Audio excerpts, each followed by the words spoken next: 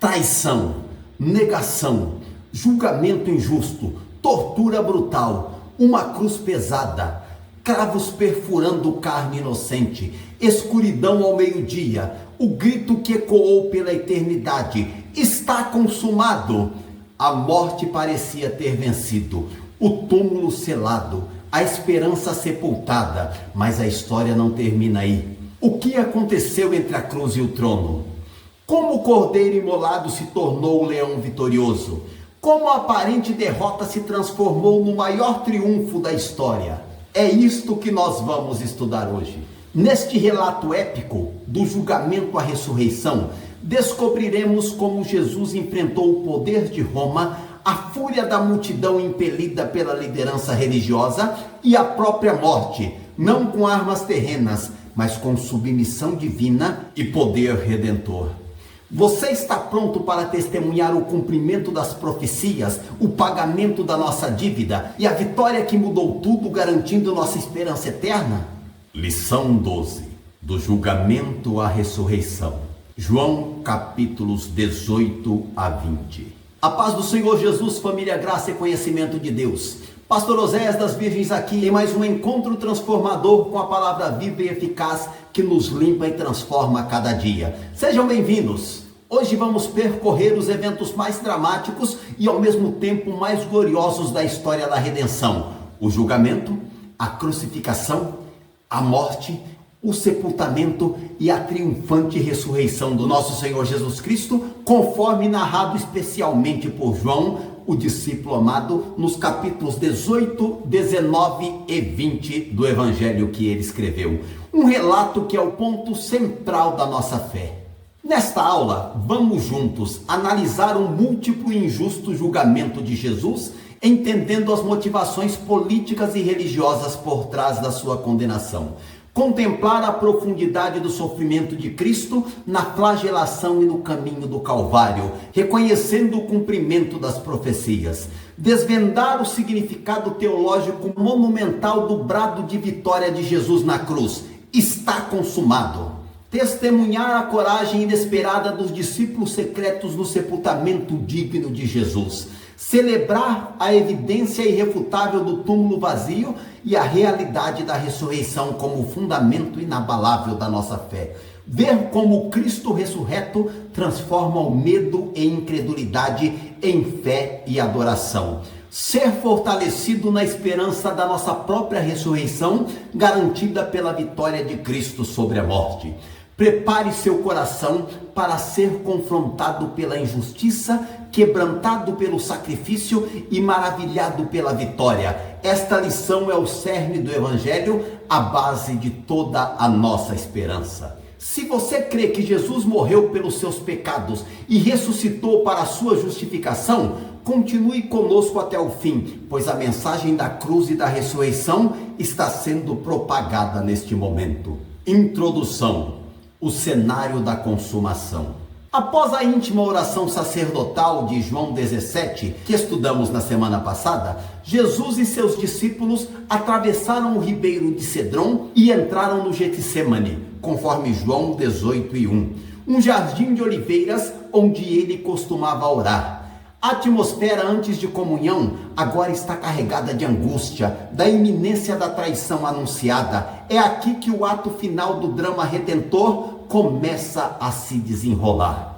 Hoje acompanharemos minuciosamente a sequência de eventos cruciais narrados principalmente em João 18 a 20. A prisão no Getsêmani, os interrogatórios e julgamentos perante as autoridades religiosas judaicas, os sumos sacerdotes Anás e Caifás e o Sinédrio, e as autoridades romanas, Pilatos, e com um breve envio a Herodes, conforme Lucas registrou. A condenação injusta, a brutal crucificação no Gólgota, a morte sacrificial, o sepultamento cuidadoso e, finalmente, a gloriosa e surpreendente ressurreição no primeiro dia da semana para a nossa vitória.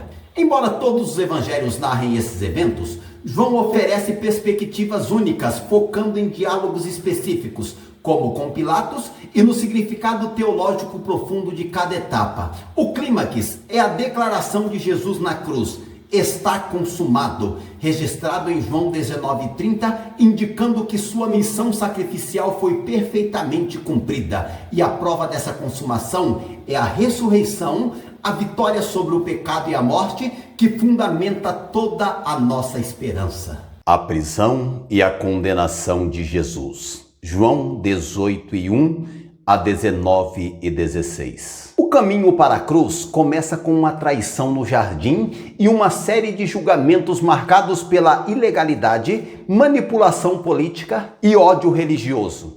Contudo, em meio à aparente desordem humana, vemos a mão soberana de Deus guiando tudo para o cumprimento do seu plano redentor. A prisão. João 18:1 a 12. No Getsemane, local de oração, Jesus é confrontado por uma multidão armada, soldados romanos, uma corte, talvez centenas, e guardas do templo, liderados por Judas. A traição se consuma com um beijo, conforme Mateus relatou lá no capítulo 26 e versículo 49, o sinal combinado. Em contraste com o medo dos discípulos, Pedro tenta reagir com a espada. Jesus demonstra controle e autoridade divina. Ele se adianta e pergunta: a quem buscais? Eles dizem: a Jesus Nazareno. E ele declara: sou eu. Uma declaração de divindade que faz os soldados recuarem e caírem, conforme João 18:6. Protege seus discípulos e se entrega voluntariamente. Ele é preso e levado primeiro a Anás, conforme João 18:13, que é sogro de Caifás, o sumo sacerdote oficial. Anás, embora sem cargo formal, era respeitado como sumo sacerdote e ainda detinha grande influência. Este interrogatório preliminar, provavelmente legal por ser noturno e sem testemunhas formais, buscava encontrar alguma acusação contra Jesus. Como a lição aprendida com a calma, a autoridade e a submissão voluntária de Jesus, mesmo em meio à traição e à prisão, nos ensinam a enfrentar situações de injustiça e adversidade em nossas vidas. O interrogatório e os julgamentos. João 18:13 a 19:16. Jesus enfrenta uma série de julgamentos. Primeiro, perante Anás, relatado em João 18:12 a 14 e 19:23. Foi um interrogatório informal sobre seus discípulos e doutrina. Jesus apela à legalidade, pedindo que as testemunhas do seu ensino público sejam ouvidas, mas ele é esbofeteado por sua resposta firme. Segundo, perante Caifás e o Sinédrio, Mateus 26, 57 a 68 e Marcos 14, 53 a 65. Julgamento religioso formal. Embora provavelmente ilegal por ser noturno e apressado, buscam falso testemunho, mas não encontram. Caifás o conjura a dizer-se ao Cristo, o Filho de Deus. Jesus afirma sua identidade messiânica e futura vinda em glória. É acusado de blasfêmia e condenado à morte pelo Sinédrio. Terceiro, perante Pilatos a primeira vez. João 18, 28 a 38. Pela manhã, levam Jesus ao pretório romano. Os líderes judeus não entram para não se contaminarem para a Páscoa. Meu Deus, quanta religiosidade! Pilatos sai e questiona a acusação. Eles o acusam de subversão política, pois proíbe dar tributo a César, e diz que é rei, conforme Lucas 23:2. Pilatos interroga Jesus sobre sua realeza. Jesus explica que seu reino não é deste mundo. Pilatos não encontra nele crime algum. Quarto, perante Herodes Antipas, Lucas 23, 6 a 12. Sabendo que Jesus era galileu, Pilatos o envia a Herodes, que estava em Jerusalém. Herodes zomba de Jesus, mas também não o condena e o devolve a Pilatos. Quinto, perante Pilatos segunda vez. João 18 e 38, parte B, até João 19 e 16. Pilatos tenta soltar Jesus. Propõe a tradição de soltar um preso na Páscoa, oferecendo Jesus ou Barrabás, que é um ladrão e assassino. A multidão, incitada por seus líderes, clama por Barrabás e exige a crucificação de Jesus. Pilatos, mesmo reconhecendo a inocência de Jesus, em João 19, 4 e 6, cede à pressão política e ao medo de uma revolta e de ser acusado a César, conforme João 19, 12. Ele lava as mãos, Mateus registra lá no versículo 24 do capítulo 27 do seu evangelho, mas entrega Jesus para ser flagelado e crucificado. O que podemos aprender com a dinâmica entre os líderes religiosos e Pilatos sobre o perigo do ódio religioso, da conveniência política e da pressão da multidão em detrimento da verdade e da justiça? A condenação e flagelação. João 19, 1-5. Embora Pilatos não encontrasse culpa em Jesus, ele o entrega para ser flagelado ou açoitado. A flagelação romana, em latim verberatio, era um castigo terrivelmente brutal, frequentemente aplicado antes da crucificação. A vítima era despida, amarrada a um poste e açoitada com um flagrum, que é um chicote com múltiplas tiras de couro, incrustadas de pedaços de ossos, metal e pedras pontiagudas que rasgavam a pele e a carne, causando hemorragia intensa e choque. Era desumano. Após a flagelação, os soldados romanos, em cruel zombaria à sua reivindicação de realeza, tecem uma coroa com ramos espinhosos e a pressionam sobre sua cabeça, causando mais dor e sangramento. Vestem-no com um manto púrpura, provavelmente um manto militar vermelho, imitando a realeza, e o saúdam sarcasticamente: "Salve o rei dos judeus", enquanto o esbofeteiam, conforme João 19, 2 e 3. Nesse sofrimento indescritível, vemos o cumprimento literal das palavras de Isaías: "Verdadeiramente ele tomou sobre si as nossas enfermidades e as nossas dores levou sobre si.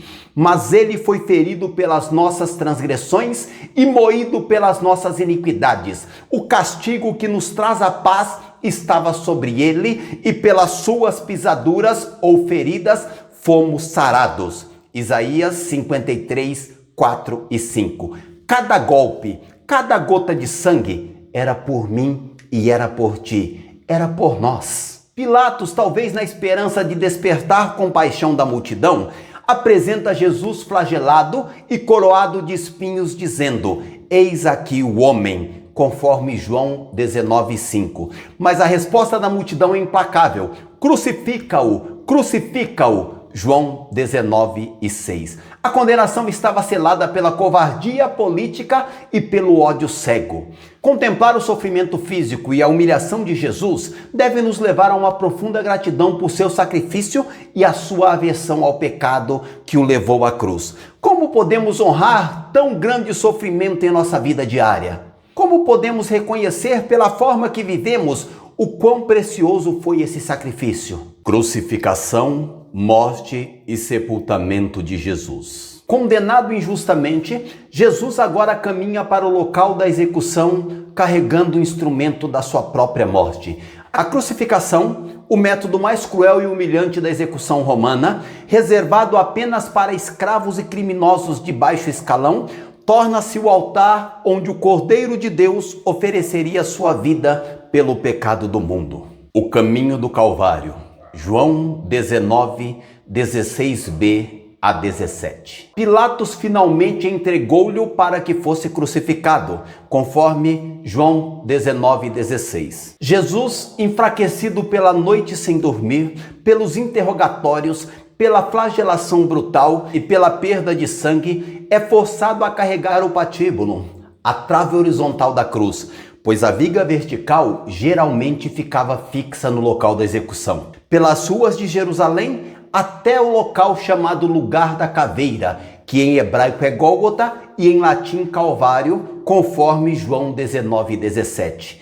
Era um local fora dos muros da cidade, provavelmente uma colina rochosa cuja forma lembrava um crânio, um lugar público para que a execução servisse de exemplo. Os evangelhos sinóticos registram que, devido à fraqueza extrema de Jesus, os soldados romanos obrigaram um homem chamado Simão, de Cirene, no norte da África, que passava pelo local, a carregar a cruz de Jesus. Mateus 27:32, Marcos 15:21 e Lucas 23:26. Um ato de compaixão forçada que o ligou para sempre a esse evento. O que significa para nós hoje tomar a nossa cruz e seguir a Jesus à luz do caminho que ele mesmo percorreu? A missão foi encerrada. A crucificação. João 19, 18 a 30. No Gólgota, onde o crucificaram, e com ele outros dois, um de cada lado, e Jesus no meio. João 19 e 18. A crucificação envolvia pregar ou amarrar as mãos ou os pulsos e os pés da vítima à cruz, causando dor excruciante, dificuldade respiratória e morte lenta por asfixia ou exaustão. Ser crucificado entre criminosos cumpria a profecia de Isaías 52 e 12. Foi contado com os transgressores. Lucas 23, 39 a 43 narra o diálogo entre Jesus e os ladrões, onde um se arrepende e recebe a promessa do paraíso. Pilatos escreveu um título e o colocou sobre a cruz: Jesus Nazareno, o Rei dos Judeus, escrito em hebraico, latim e grego, as línguas do povo, do império e da cultura. Era uma declaração irônica de Pilatos, mas teologicamente verdadeira e universalmente proclamada. Durante as horas de agonia na cruz, provavelmente das 9 às 15 horas, Jesus profere 7 frases registradas nos evangelhos, revelando o seu caráter e o propósito da sua morte. A primeira frase envolve perdão. Pai, perdoa-lhes porque não sabem o que fazem. Lucas 23 e 34. A segunda frase, salvação. Hoje estarás comigo no paraíso. Lucas 23 e 43. Terceira, cuidado filial. Mulher, eis aí o teu filho. João 19 e 25. Quarta, angústia espiritual. Deus meu, por que me desamparastes? Mateus 27, 46 e Marcos 15, 34. Quinta, necessidade física. Tenho sede. João 19, 28. Sexta, consumação. Está consumado. João 19, 30. Sétima e última, entrega. Pai, em tuas mãos entrego o meu espírito, conforme Lucas 23 e 46. João destaca o tenho sede. Sabendo que tudo se cumpria, Jesus expressa sua última necessidade humana e ofereceram-lhe vinagre, vinho azedo comum entre os soldados, numa esponja com hisopo. Isso cumpre o Salmo 69 e 21. Ele prova, mas parece não beber a mistura analgésica oferecida anteriormente, conforme Marcos 15, 23, escolhendo sofrer plenamente por nós. Então vem o brado triunfante: está consumado. Tetelestai é o termo original grego. Esta única palavra carrega um peso imenso. Era usada para indicar que uma dívida foi totalmente paga, uma tarefa foi completada ou um sacrifício foi aceito. Jesus declara que sua missão redentora estava finalizada, a obra que o Pai lhe dera para fazer estava completa, a dívida do pecado humano estava paga, a ira de Deus satisfeita, a vitória sobre Satanás, o pecado e a morte assegurada. Não é um grito de derrota, mas o anúncio da vitória definitiva. E inclinando a cabeça, entregou o Espírito. Sua morte não foi um acidente ou um resultado passivo da crucificação. Foi um ato voluntário. Ele tinha poder para dar a sua vida e poder para tomá-la. Ele conscientemente entrega seu espírito ao Pai, conforme Lucas 23 e 46. Mateus registra que no momento da morte de Jesus, o véu do templo se rasgou de alto a baixo, simbolizando o acesso direto a Deus. Houve um terremoto, rochas se fenderam, túmulos se abriram e santos ressuscitaram. O centurião romano, testemunhando tudo, declara: verdadeiramente este era o Filho de Deus. Como a compreensão do está consumado impacta a tua segurança na salvação? Você vive na liberdade de quem teve a dívida totalmente paga ou ainda tenta pagar a Deus com as suas obras? O sepultamento. Como era a véspera do sábado da Páscoa, um sábado especialmente solene, os líderes judeus pedem a Pilatos que as pernas dos crucificados sejam quebradas para apressar a morte e permitir a remoção dos corpos antes do pôr do sol, evitando assim a contaminação da terra segundo a lei, de Deuteronômio 21, 22 a 23. Os soldados quebram as pernas dos dois ladrões, mas vendo que Jesus já estava morto, não lhe quebraram as pernas, conforme João 19, 31 a 33, cumprindo assim a escritura sobre o Cordeiro Pascal: nenhum dos seus ossos será quebrado, conforme Êxodo 12:49 e Salmo 34:20. E para confirmar a sua morte, um soldado perfura o lado de Jesus com uma lança e imediatamente sai sangue e água, conforme João 19:34. João enfatiza que viu isso e que o seu testemunho é verdadeiro. Esse evento cumpre outra profecia, Zacarias 12:10. Olharão para mim a quem traspassaram. E pode ser interpretado teologicamente, símbolos da purificação e da vida, ou medicamente, separação do soro e coágulos sanguíneos após a morte. Aqui entram em cena dois personagens inesperados: José de Arimateia, rico senador, membro do Sinédrio, mas discípulo secreto por medo dos judeus, e Nicodemos, o fariseu que procurou Jesus à noite, conforme João 3, também figura proeminente. Superando o medo, José pede corajosamente o corpo de Jesus a Pilatos, que concede. Nicodemos traz uma quantidade enorme, cerca de 100 libras ou 34 quilos de mirra e aloés, especiarias caríssimas usadas para preparar o corpo para o sepultamento. Juntos, eles envolveram o corpo de Jesus em lençóis de linho com as especiarias, conforme o costume judaico. Eles o sepultaram apressadamente devido à proximidade do sábado em um túmulo novo, cavado na rocha, que pertencia a José e ficava em um jardim próximo ao local da crucificação, conforme João 19:41 e 42. Um sepultamento digno, embora rápido, realizado por homens que agora demonstravam publicamente a sua fé. Vendo a coragem de José de Arimateia e Nicodemos ao honrar Jesus na sua morte, superando o medo, será que nos sentimos desafiados a ser fiéis a Cristo publicamente, mesmo quando há riscos e custo social? A ressurreição de Jesus. A escuridão da sexta-feira e o silêncio do sábado dão lugar à luz e ao evento mais explosivo e transformador da história: a ressurreição. O túmulo não pôde detê-lo. A morte foi vencida. A base de nossa fé não é um mártir morto, mas um Salvador vivo. O túmulo vazio.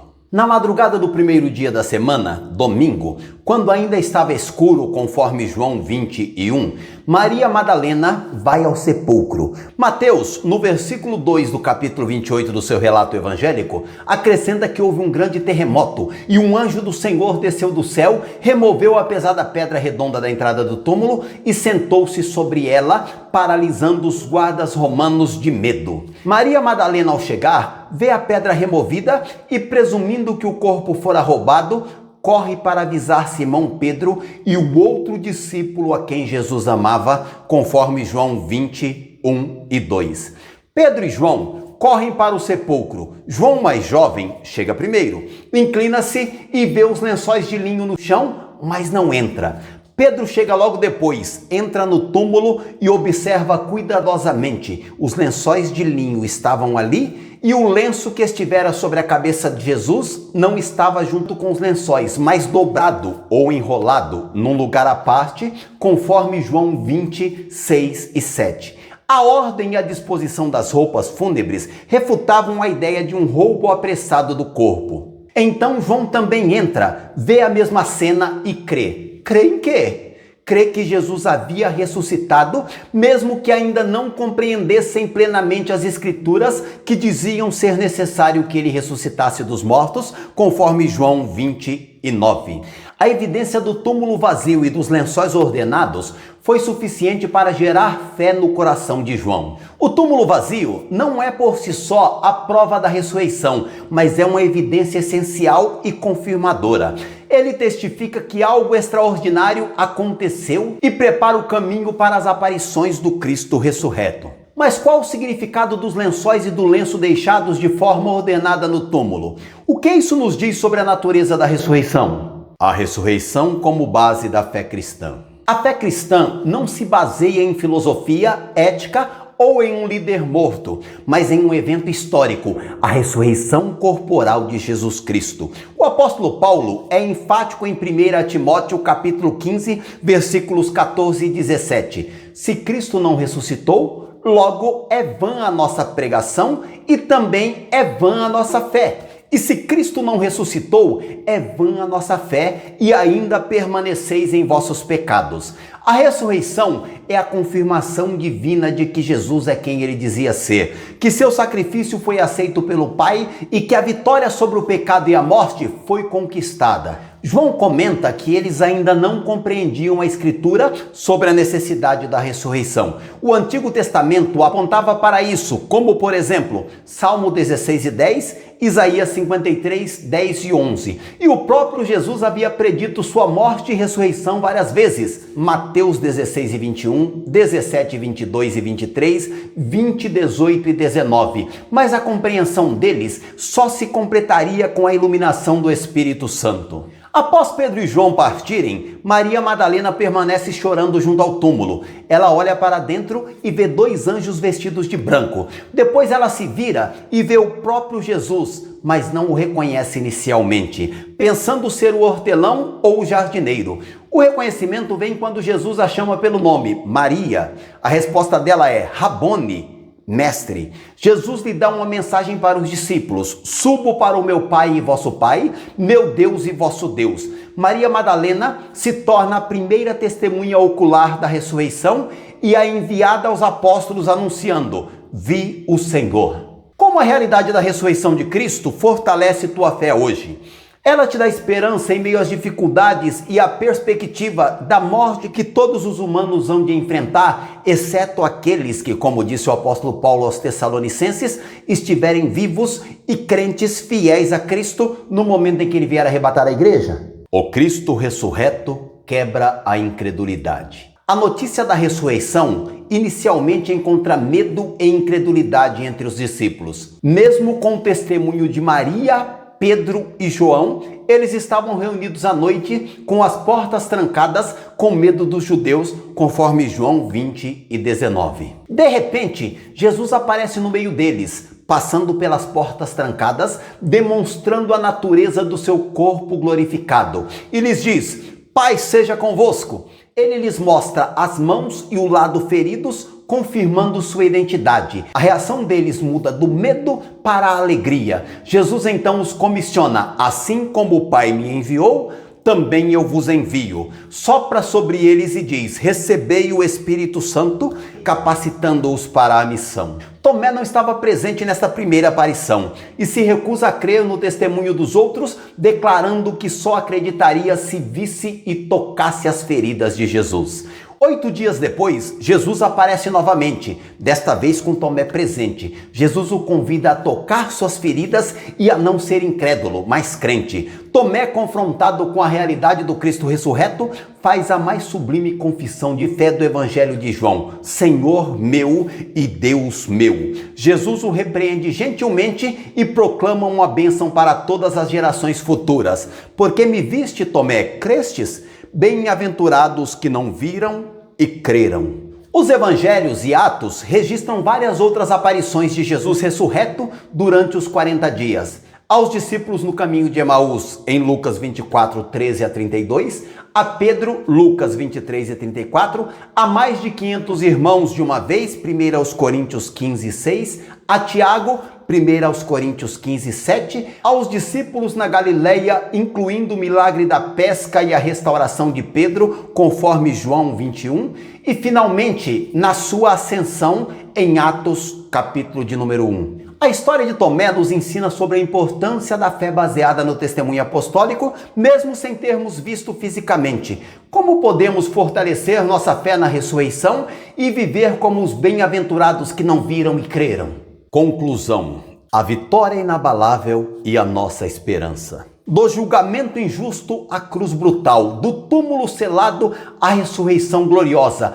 Que jornada extraordinária! A ressurreição do nosso Senhor Jesus Cristo não é apenas um evento histórico, é o ponto de inflexão da história, o ápice da redenção, a garantia da nossa salvação e o fundamento inabalável da nossa esperança. Como nossa verdade prática afirma, na cruz, Jesus triunfou sobre o pecado. Na ressurreição, conquistou a vitória sobre a morte. A obra consumada no Calvário e a vitória manifesta no túmulo vazio constituem a base sólida da fé e da esperança cristã.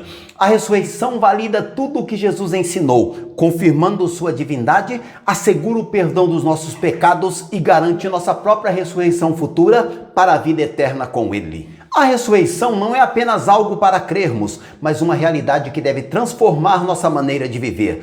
Porque Ele vive, podemos ter certeza do perdão e da justificação, de Romanos 4:25, podemos viver sem medo da morte, Hebreus 2:14 e 15, podemos ter esperança em meio ao sofrimento, 1 de Pedro 1:3-6, podemos ter poder para viver uma nova vida de santidade, Romanos 6:4, podemos ter coragem para testificar dele ao mundo, Atos 4:33. Cremos em sua ressurreição dentre os mortos. Nossa esperança não é vaga, mas firmada naquele que é a ressurreição e a vida, conforme João 11:25, e que triunfou definitivamente sobre nosso último inimigo, a morte, conforme 1 Coríntios 15:26, 54-57. Diante dessa verdade gloriosa, somos chamados a crer.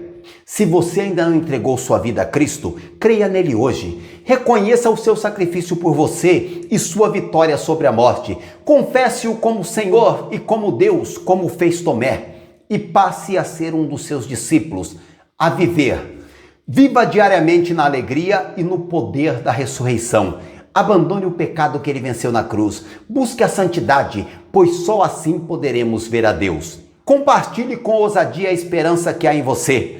Anuncie que Jesus está vivo. Aguarde com firme esperança a volta de Cristo e a nossa própria ressurreição para a glória eterna. Que a realidade do Cristo ressurreto encha nossos corações de fé inabalável, esperança viva e amor contagiante. Que onde quer que nós estejamos, possamos testificar da ressurreição do nosso Mestre, que está vivo para todo sempre e que um dia há de nos arrebatar, ou, se nós já tivermos morrido, há de nos ressuscitar para estar com Ele para sempre. A ressurreição mudou tudo. Se você foi abençoado por essa mensagem de vitória, compartilhe esse vídeo. Deixe o seu Ele Vive nos comentários. Curta e se inscreva para continuarmos firmes na fé. Que a paz do Cristo ressurreto esteja com você hoje e sempre. E querendo Deus, na próxima semana estaremos aqui com mais uma videoaula. Deus os abençoe.